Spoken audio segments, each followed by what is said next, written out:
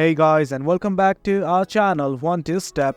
In this tutorial, we're gonna look at how to activate a key in Steam. Now let us begin. Well, as you can see, I have already installed the application. In case you have not done that, do it right now.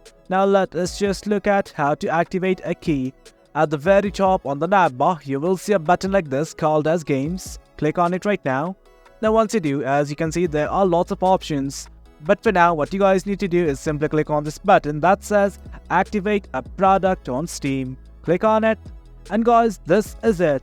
From here, what you guys need to do is simply enter the product code right here. Simply enter it and hit on confirm. Once you do that, you will have registered your product with Steam and will be adding it to your library. That is it, guys. Do note that your product key will be distributed with a retail, CD or DVD or other Steam product. That's the gist of it, guys. That's how you activate a product in Steam.